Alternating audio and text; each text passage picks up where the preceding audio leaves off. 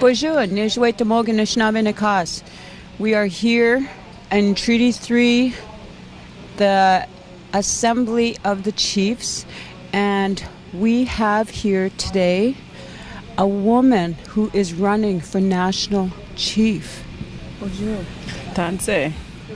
Can you spell your name and where you're from? Yes, my name is Sheila North. Sheila North is Nagazan, Bunibonibee Cree Nation, Sheilanorth, like the direction, and Bunibonibee is Bunibonbee.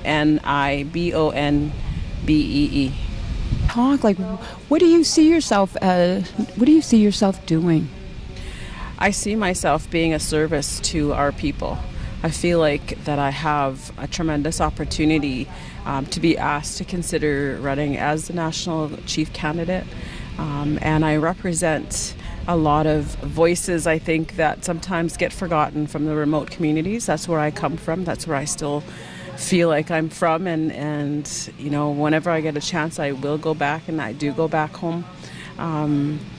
So I feel like that we're on the verge of, you know, hearing the sovereign nations again exercising their sovereignty and bringing up the solutions that work for them. And that's what I want to do, is support all of the ideas that come from the communities themselves, because those are the best ones.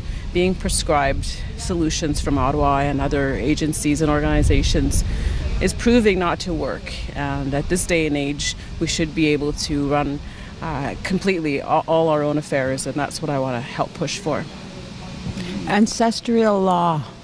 Absolutely. We have our own laws and the way we used to care for our children and raise our families, and even economics and violence-free homes. And I think we're the best people to to say how our lives should be governed. And that's been taken away from us for many years, and we are on the verge of taking that back. Another chief told me that 150 years ago we were meant to be extinct. 150 years later, we're still here, and we're in every facet of society. When you look around in medicine, justice, media, like you're there. And I think in 150 years, this chief reminded me, look what's going to happen, and we're going to take this all back and be able to have a better future for our future generations, better than what our past generations have had to endure, and then what we're enduring right now. And so I have a lot of great hope.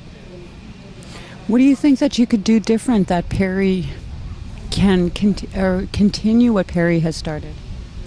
Well, I never want to think that I'm running against anyone, including Perry.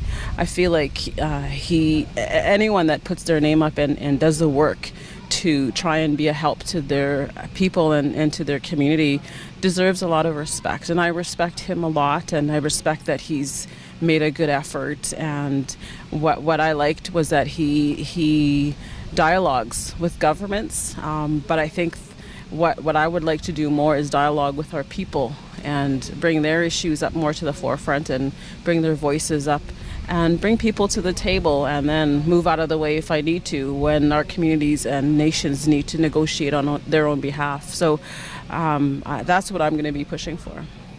So you're more for the grassroots type youth, children, elders? Absolutely, because that's where the call for me to run came from. And I've had the honor of working with our chiefs across Canada, but more importantly, the chiefs in my own region, the 30 community chiefs, and the councillors. The chief and council elected me into my current position, and I'm very proud that I was elected, and I honor that, and I always will.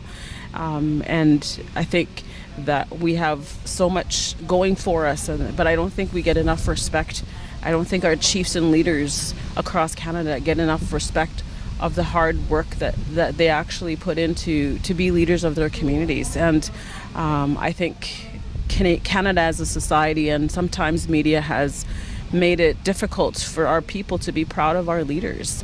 There's a disconnect sometimes that happens, and I know that our grassroots people genuinely care for our leaders because they're the ones who elect them. And so I want to be able to help to bring that other side of who we are as sovereign nations, as resilient people, as loving people, as intelligent people, because we are, when we look across Canada and what we are able to accomplish despite all the challenges that we go through, we're able to not only survive, we're thrivers.